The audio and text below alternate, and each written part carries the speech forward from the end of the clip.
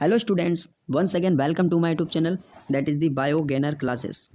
और आप लोगों का वेलकम है इस क्लासेस में।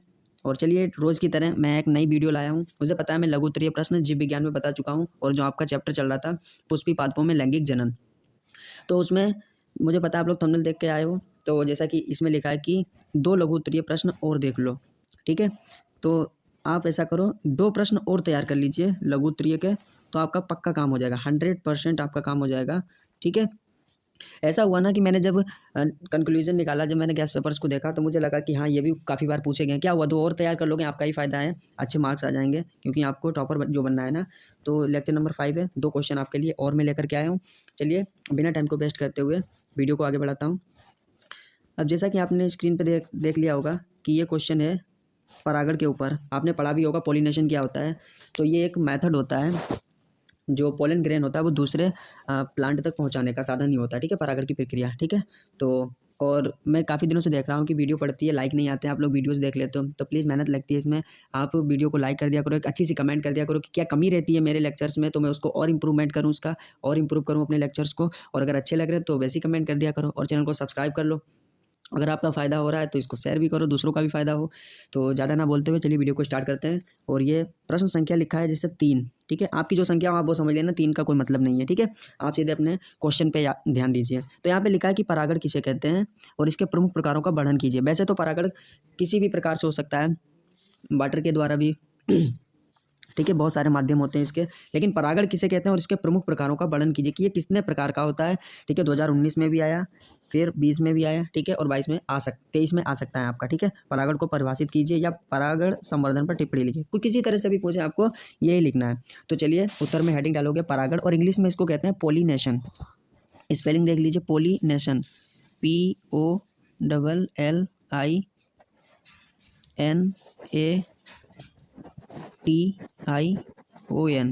ठीक है। पोलिनेशन, POLLINATION, पोलिनेशन, ठीक है, इंग्लिश में कहते हैं इसको। तो चलिए, उत्तर में देखिए परागण किसे कहते हैं, ठीक है। तो हेडिंग डालोगे यहाँ परागण क्या होता है। तो सबसे पहले हम इसको थोड़ा सा साइज छोटा कर लेते हैं। तो जैसा आपने लिखा है उत्तर में कि पुंकेसर या स्टेमन, ठीक है, पुंकेसर या इंग्लिश में इसको स्टेमन कहते हैं। तो ये फ्लावर का मेल पार्ट होता है, ठीक है, नर भाग होता है, जबकि स्त्री केसर यानी पिस्सिल ये फीमेल पार्ट होता है। पुंकेसरों मतलब स्टेमन्स में पराग कणों या पोलन ग्रेन्स का निर्माण होता है, जैसा कि आप लोग जानते हो।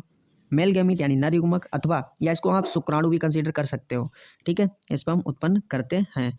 स्त्री केसरों में यानी ये पिसिल्स में अंडाशय यानी ओवरीज का निर्माण होता है, जिसमें मादा युग्मक यानी फीमेल गैमीट, अंडाणु जिसे एग होता है, बनता है। प्रजनन क्रिया के संपन्न होने हेतु नर तथा मादा युग्मकों का संयुग्मन फ्यूजन आवश्यक है।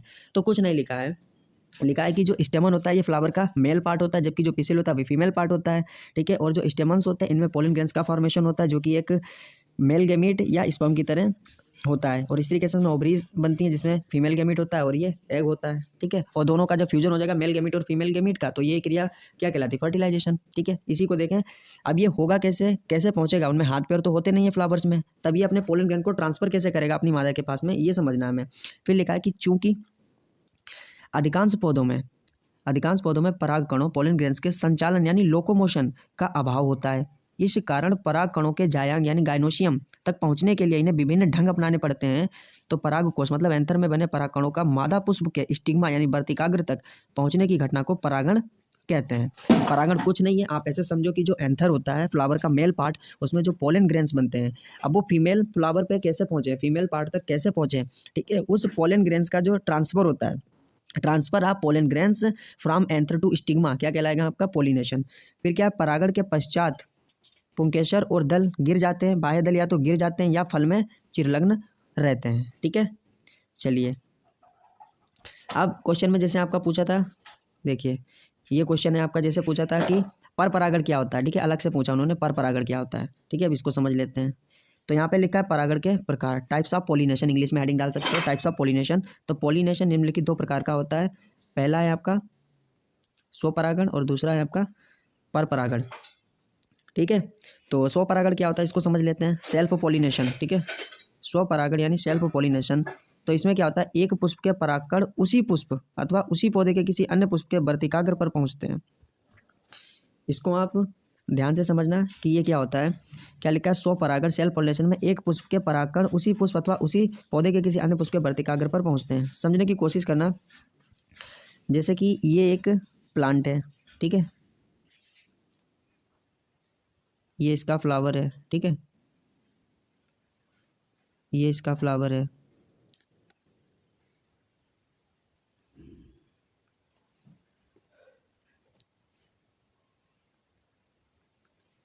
ठीक है। अब क्या कह रहे हैं, लैंग्वेज को पढ़िए ध्यान से, ठीक है, लैंग्वेज ध्यान से पढ़िए। स्वपरागण, स्वपरागण क्या होता है, एक पुष्प के परागकण उसी पुष्प, याद रखना सेम पुष्प है उसी के परागण है अथवा उसी पौधे के किसी अन्य पुष्प के वर्तिकाग्र पर पहुंचते हैं तो स्वपरागण होता है। देखिए समझने की कोशिश करना। अब जैसे ये एक फ्लावर है, अब इसको वाइट ले लेते हैं। अब आपका मान लीजिए ये एक फ्लावर है, ठीक है। अब क्या होता है कि इसमें मान लीजिए ये आपका क्या है, यहाँ पे छोटे छोटे क्या लगे होंगे, एंथर होंगे, स्टेमन होंगे, और इसमें क्या बनता है आपका परागकण बनता है। अब या तो ये इसी, अगर ये बाइसेक्सुअल प्लांट है, ठीक है, या फ्लावर बाइसेक्सुअल है, तो क्या होगा, इसी से पॉलन ग्रेन इसी फ्लावर में गिर जाएंगे, तो इसे सेल्फ पॉलिनेशन कहते हैं, ठीक है। या क्या होगा, इसी एक ही प्लांट है ना, अभी दूसरे प्लांट की हम बात नहीं कर रहे हैं, अब इसी से या तो इस फ्लावर पे गिर जाए तब भी सेल्फ पॉलिनेशन है, इसमें ही गिर जाए तब भी सेल्फ पॉलिनेशन, और इसमें भी गिर जाए तब भी सेल्फ पॉलिनेशन है, ठीक है। ध्यान से समझना, यही लिखा है कि स्वपरागण में एक पुष्प के परागकण उसी पुष्प है, देखो सेम पुष्प या उसी पौधे के किसी अन्य पुष्प के वर्तिकाग्र पर पहुंचते हैं तो क्या होता है आपका स्वपरागण होता है। अब पर परागण देखिए ध्यान से समझना, ये है सेल्फ पॉलिनेशन और इसको इंग्लिश में बोलते हैं क्रॉस पॉलिनेशन, ठीक है, इसको क्या बोलते हैं, क्रॉस पॉलिनेशन, ठीक है।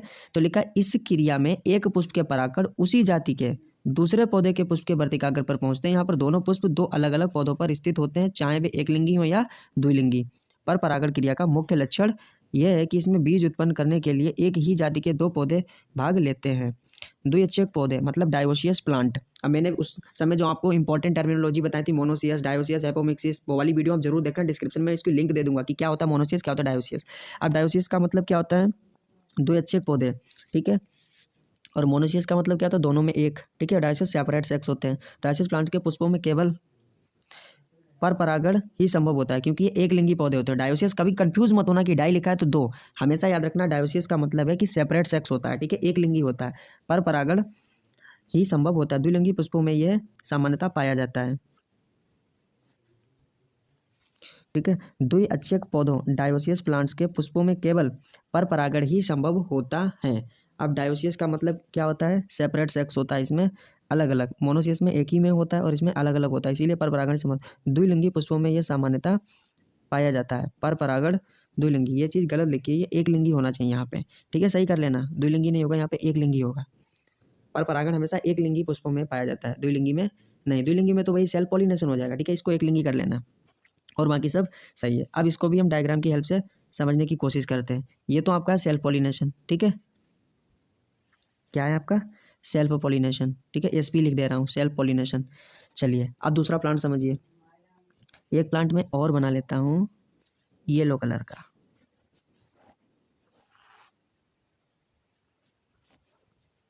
ठीक है, ये एक प्लांट है, ठीक है, ये इसका फ्लावर है, ये इसका फ्लावर है, ये इसकी लीव्स मान लीजिए, ये इसकी लीव्स मान लीजिए, ठीक है, ज़्यादा नहीं बना रहा हूँ।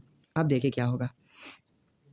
अब अगर ये सेम जाति के, अगर गेंदा है तो गेंदा ये भी होना चाहिए, अगर ये वाला गेंदा का प्लांट है तो ये भी गेंदा ही होना चाहिए, अगर ये मान लीजिए आपका रोज है तो ये भी रोज ही होना चाहिए, मतलब सेम जाति का, सेम स्पीसीज का होना चाहिए, ये प्रमुख लक्षण है, ठीक है। तो मान लेते हैं कि चलो इससे क्या निकला, यहाँ से परागण, ठीक है, किसी भी माध्यम से, चाहे वो हवा से गए, ठीक है, या इंसेक्ट उसको ले गए, और ये है इधर दूसरा फ्लावर फीमेल का, ठीक है, ये हो गया क्रॉस पॉलिनेशन, ठीक है, या इससे इससे चला गया, ठीक है, दो पौधे की यहाँ पे बात हो रही है, वहाँ पे सेम पौधे की बात हो रही थी, ठीक है, बस इतना सा फर्क है। तो यही लिखा है, इस क्रिया में एक पुष्प के परागण उसी जाति के दूसरे पौधों के पुष्प के वर्तिकाग्र पर पहुंचते हैं। यहाँ पर दोनों पुष्प दो अलग अलग पौधों पर स्थित होते हैं, बस ये समझाना चाहते हो, लिखा है, आप अच्छे से पढ़ लेना उसको।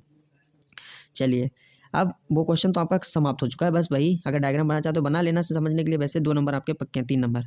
चलिए अब ये भी देखिए, मैंने बोला ना नंबर से कोई फ़र्क नहीं पड़ता, आप अपने कंटेंट पे ध्यान दीजिए। 4 नंबर है, कितना भी नंबर हो अपना डाल लीजिए। अगला क्वेश्चन है कि वायु परागण पर संक्षिप्त टिप्पणी लिखिए।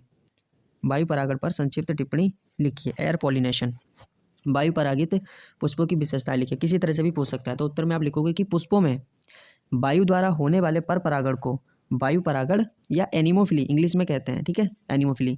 और ऐसे पुष्पों को वायु परागित पुष्प या एनिमोफ्लस फ्लावर्स कहते हैं। वायु परागित पुष्पों में कुछ विशेषताएं पाई जाती हैं जो निम्नलिखित हैं। पहली देखिए क्या है विशेषता, वायु परागित पुष्प छोटे एवं आकर्षण रहित होते हैं। ये रंगहीन यानी कलरलेस, गंधहीन, ऑर्डरलेस एवं मकरंद रहित होते हैं। अब आपको पता होना चाहिए कि हवा के द्वारा हो रहा है तो ना तो आकर्षण की जरूरत है, ना ही उनमें कलर होना चाहिए, ना ही उनमें कोई गंध आनी चाहिए, ना सुगंध होनी चाहिए, कोई फर्क नहीं पड़ता। ये तो इंसेक्ट के लिए होना चाहिए, ठीक है, ये विशेषता हो गई। दूसरी देखिए, वायु परागित पुष्प प्रायः एक लिंगी यूनिसेक्सुअल होते हैं। ये पत्तियों वाले भाग के ऊपर निकलते हैं तथा इनमें नर पुष्पों की अधिकता होती है, जैसे मक्का, अथवा फिर नई पत्तियों के निकलने से पहले ही खिल जाते हैं, जैसे पॉपुलर में, ठीक है। तो एग्जाम्पल आपको याद रखना है।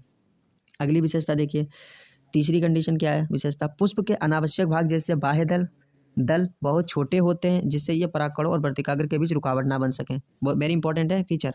फिर वायु परागण चौथा देखिए, करने वाले पुष्पों द्वारा प्रचुर मात्रा में परागकण उत्पन्न होते हैं। याद रखना, वायु के द्वारा जितना भी पॉलिनेशन होता है किसी भी प्लांट में, जो यूनिसेक्सुअल प्लांट होते हैं, वायु के द्वारा अगर उसमें पॉलिनेशन हो रहा है तो उसमें जो परागकण होते हैं, जो पोलन ग्रेन्स होते हैं, वो मैक्सिमम अमाउंट में बनते हैं। इसलिए बनते हैं कि इसमें फेलियर ऑफ चांस ज़्यादा होता है। क्या पता वो पोलन ग्रेन अपने जाति के पौधे के पास पहुंचा या नहीं पहुंचा, ठीक है। इसलिए इसमें अधिक मात्रा में परागकण का फॉर्मेशन होता है, क्योंकि वायु के झोंकों के साथ परागकणों का अधिकांश भाग इधर उधर गिरकर नष्ट हो जाता है। सही लिखा है ना। और फिर थोड़े से परागकणी वास्तविक परागण क्रिया में भाग ले पाते हैं। उदाहरणार्थ के लिए मक्का है और रूमैक्स, ठीक है। पांचवी विशेषता देखिए, परागकण छोटे, शुष्क व हल्के होते हैं, जिससे वे वायु में आसानी से इधर उधर उड़ सकें। 6 नंबर का पॉइंट देखिए, पुंकेसर के पुंतंतु, ठीक है, मतलब जो फिलामेंट होता है, प्राय लंबे तथा पतले होते हैं और पुष्प के बाहर निकले रहते हैं, जिससे वायु के झोंकों के साथ ही आसानी से पुंतंतुओं फिलामेंट झूल सकें, जैसे पॉपुलर में, ठीक है, इंपॉर्टेंट है। और अगर अभी तक आपने अगर हमारी वीडियो को लाइक नहीं किया तो प्लीज़ लाइक कर दो, आपको अगर थोड़ा सा भी हेल्प मिल रहा हो।